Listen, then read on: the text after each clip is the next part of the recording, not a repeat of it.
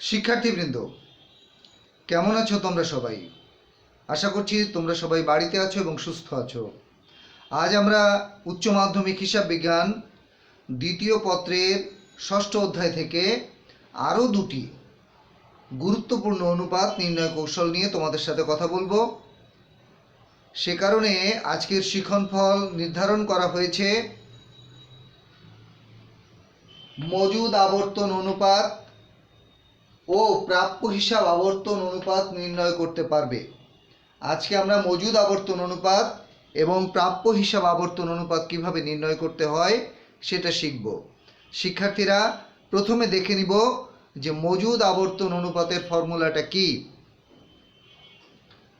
মজুদ আবর্তন অনুপাত সমান সমান বিক্রিত পণ্যের ব্যয় অথবা নিট বিক্রয় ডিভাইডেড বাই গড় মজুদ। বিক্রিত পণ্যের ব্যয়কে গড় মজুদ দ্বারা ভাগ করলে মজুদ আবর্তন অনুপাত পাওয়া যাবে। বিক্রিত পণ্যের ব্যয় যদি কোনো অঙ্কে দেওয়া না থাকে, সেক্ষেত্রে নিট বিক্রয় যদি দেওয়া থাকে আমি নিট বিক্রয় নিয়ে করব। যদি বিক্রিত পণ্যের ব্যয় কোনো অঙ্কে দেওয়া না থাকে অথবা বিক্রিত পণ্যের ব্যয় বের করার কোনো ক্লু দেওয়া না থাকে, কোনো সূত্র, কোনো তথ্য দেওয়া না থাকে, তখন আমরা কিন্তু বিক্রিত পণ্যের ব্যয়কে না নিয়ে যদি নিট বিক্রয় দেওয়া থাকে আমরা নিট বিক্রয় নিয়ে অঙ্কটা করব। নিট বিক্রয় অনেক সময় শুধু বিক্রয় বলা থাকে, তো সেটা নিয়ে আমরা অঙ্ক করব। তো বিক্রিত পণ্যের ব্যয় অথবা নিট বিক্রয়কে গড় মজুদ দ্বারা ভাগ করলে আমরা মজুদ আবর্তন অনুপাত পেয়ে যাব।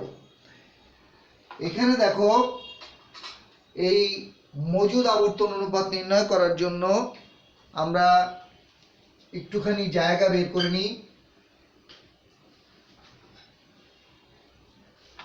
আমি ধরি যে একটি প্রতিষ্ঠানের বিক্রিত পণ্যের ব্যয় 1,00,000 টাকা আর গড় মজুদ 20,000 টাকা। তো এই ক্ষেত্রে 1,00,000 টাকাকে যদি 20,000 দিয়ে ভাগ করা হয় তাহলে আমার যে ফল বেরোবে সেটি আসবে 5। আমি চলতি অনুপাত, তড়িৎ অনুপাত নির্ণয় করার সময় এখানে অনুপাতের চিহ্ন দিয়ে 1 লিখেছিলাম। আমি মোট লাভ অনুপাত, নিট লাভ অনুপাত নির্ণয় করার সময় এখানে শতকরা চিহ্ন দিয়েছিলাম। কিন্তু এই আজকে যে আমি ফলটা পেলাম, যে রেজাল্টটা আমি পেলাম, এখানে কিন্তু আমি বার লিখব, বার, অথবা আমি যেটা লিখতে পারি গুণ। এইটা কখন আমি লিখব, বার অথবা গুণ আমি কখন লিখব?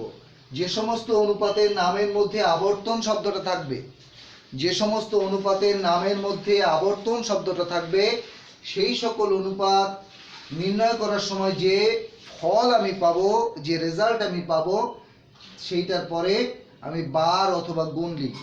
অর্থাৎ বিক্রিত পণ্যের ব্যয়কে গড় মজুদ দ্বারা ভাগ করে যে ভাগফল পাবো, সেই ভাগফলের পরে বার অথবা গুণ লিখব। এটা আমি বুঝতে পারলাম। এইবার দেখো, প্রত্যেকটা অনুপাতেরই কিন্তু একটা আদর্শ অনুপাত থাকে, একটা মান অনুপাত থাকে। কোনো কোনো বইতে এটাকে মান অনুপাত বলা হয়েছে, কোনো কোনো বইতে আদর্শ মান বলা হয়েছে, কোনো কোনো বইয়ে এটাকে আদর্শ অনুপাত বলা হয়েছে। তো যাই হোক, আমি এখানে মানানুপাত লিখেছি। এই মজুদ আবর্তন অনুপাতের মান অনুপাত হচ্ছে 8 বার। এই যে আমি 8 বার পেলাম বা 5 বার পেলাম, এটা দিয়ে আসলে কি বোঝাচ্ছে? একটি প্রতিষ্ঠান প্রতিনিয়ত বিক্রয় কার্য পরিচালনা করে। এই বিক্রয় কার্য পরিচালনা করার জন্য ওই প্রতিষ্ঠানকে বাইরে থেকে পণ্য কিনে মজুদ করতে হয়। প্রথমে মজুদ করার জন্য পণ্য ক্রয় করে আনা হয় এবং সেই মজুদ থেকে বা স্টক থেকে আস্তে আস্তে মালগুলো বিক্রি করা হয়। তো এই যে মাল মজুদ করা হলো, বিক্রয় করা হলো, এই প্রক্রিয়াটা সারা বছর ধরে চলতে থাকে। মাল কিনে মজুদ করা হলো, মাল বিক্রয় করা হলো, যখন প্রায় সব বিক্রি হয়ে যায় তখন আবার মজুদ করা হয়, আবার বিক্রয় করা হয়। এই মজুদ করা এবং বিক্রয় করার কাজটা প্রতিনিয়ত চলতে থাকে। তো এই যে প্রক্রিয়া, এই প্রক্রিয়াটা একটা নির্দিষ্ট সময়ের মধ্যে বা একটা বছরের মধ্যে কতবার সংঘটিত হয়, সেই জিনিসটা আমার কিন্তু মজুদ আবর্তন অনুপাত নির্ণয়ের মাধ্যমে আমি জানতে পারি। তো এরকম ঘটনা যদি একটি নির্দিষ্ট সময়ে বা সাধারণত এক বছর যদি 8 বার ঘটে, সেটিকে আমরা ভালো বলবো। আবার এই 8 বার যে একদম একেবারে কাটায় কাটায় 8 বার হবে, এটা হওয়ার সম্ভাবনা খুব কম। এই 8-এর কাছাকাছি যদি থাকে, 7 বার, 9 বার বা 8.5 বার, 7.5 বার, সেগুলোকেও কিন্তু আমরা ভালো বলে মনে করব। আর এর মান যদি আরেকটু বেশি হয় তাও কিন্তু ভালো, তবে বেশি হওয়াটা যথেষ্ট কঠিন। যাই হোক, এবার আমরা চলে আসব প্রাপ্য হিসাব আবর্তন অনুপাতে।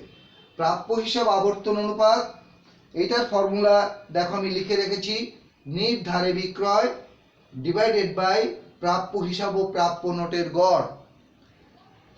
নির্ধারে বিক্রয়, ধারে বিক্রয় থেকে, মোট ধারে বিক্রয় থেকে যে পরিমাণ বিক্রয় ফেরত আসে এবং যে পরিমাণ বাট্টা মঞ্জুর করা হয়, সেইটুকু বাদ দিয়ে যেটা থাকে সেটা হচ্ছে নির্ধারে বিক্রয়। নির্ধারে বিক্রয়কে, এই নির্ধারে বিক্রয় এটাকে আমরা প্রাপ্য হিসাবে প্রাপ্য নোটের গড় দ্বারা ভাগ করব। ভাগ করে যে ভাগফল পাবো সেইটা দ্বারা আমার প্রাপ্য হিসাব আবর্তন অনুপাত নির্ণীত হবে। আমি এইটাকেই ধরতে পারি যে নির্ধারে বিক্রয় আমার 1 লক্ষ টাকা, প্রাপ্য হিসাব ও প্রাপ্য নোটের গড় 20,000 টাকা। তাহলে 1 লক্ষ টাকাকে 20,000 দিয়ে ভাগ করলে আমি 5 পেলাম। এই 5 এখানেও কিন্তু বার লিখবো, এখানে কিন্তু আমি বার লিখবো অথবা গুণ লিখবো। এখানে কি বোঝাচ্ছে? এখানে বোঝাচ্ছে আমি মাল বিক্রয় করলাম। প্রত্যেকটা প্রতিষ্ঠান কিন্তু মাল বিক্রয় করে সেইটার থেকে মুনাফা অর্জন করে।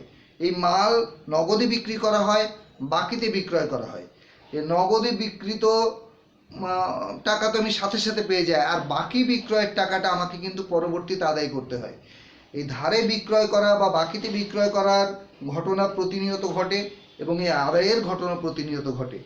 ধরা যাক আমি 1 লক্ষ টাকার মাল বাকিতে বিক্রি করলাম, 1 মাস পরে ওই 1 লক্ষ টাকা আবার আদায় করলাম, আবার 1 লক্ষ বা তার কাছাকাছি টাকা মাল আমি বিক্রয় করলাম, আবার আদায় করলাম। এভাবে বিক্রয় এবং আদায়, ধারে বিক্রয় এবং আদায়, এই প্রক্রিয়াও কিন্তু চলতে থাকে।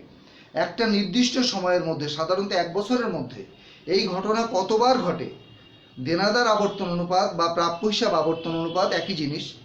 প্রাপ্য হিসাব আবর্তন অনুপাতকে আগে দেনাদার আবর্তন অনুপাত বলতো, আমরা দেনাদারকে এখন প্রাপ্য হিসাব বলি, একই জিনিস। এইটা কতবার আমি একটি নির্দিষ্ট সময় সংঘটিত হচ্ছে সেটা প্রাপ্য হিসাব আবর্তন অনুপাতের মধ্য দিয়ে আমরা জানতে পারি। এই প্রাপ্য হিসাব আবর্তন অনুপাত, তাই নির্ধারে বিক্রয়কে প্রাপ্য হিসাব ও প্রাপ্য নোটের গড় দ্বারা ভাগ করা হয়েছে। এখানে প্রাপ্য হিসাব ও প্রাপ্য নোটের গড়টা আমি কি করে নির্ণয় করব? এইটা একটু গুরুত্বপূর্ণ, তোমাদের লক্ষ্য করতে হবে।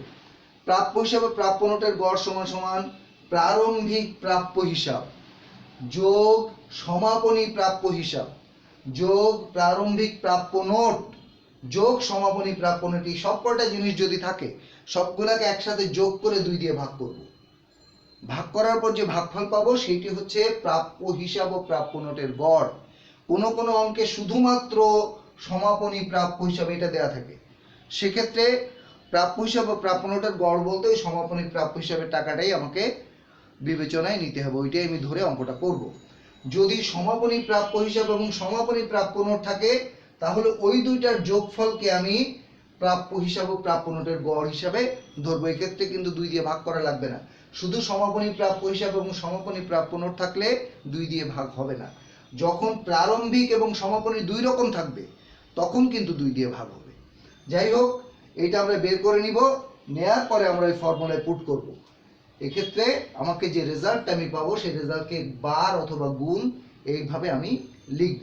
শিক্ষার্থীরা, প্রাপ্য হিসাব আবর্তন অনুপাতের একটা মান অনুপাত বা আদর্শ অনুপাত বা আদর্শ মান রয়েছে, সেটা হচ্ছে 4 থেকে 6 বার। 1 বছরের মধ্যে যদি প্রাপ্য হিসাবের আবর্তন 4 থেকে 6 বারের মধ্যে ঘটে তাহলে সেটাকে ভালো বলে আমরা মনে করব। এর চেয়ে যদি বেশি হয় তাহলে কিন্তু আরেকটু ভালো, তবে ওর মধ্যে থাকাটাও বেশ টাফ।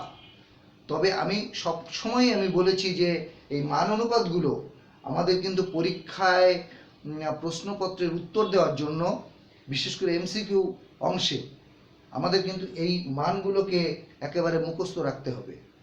বাস্তব জগতে, বাস্তবে বিভিন্ন প্রতিষ্ঠানের আকার, আয়তন, প্রতিষ্ঠানের ধরন, এগুলোর উপর ভিত্তি করে এই মানের কিন্তু পরিবর্তন হতে পারে।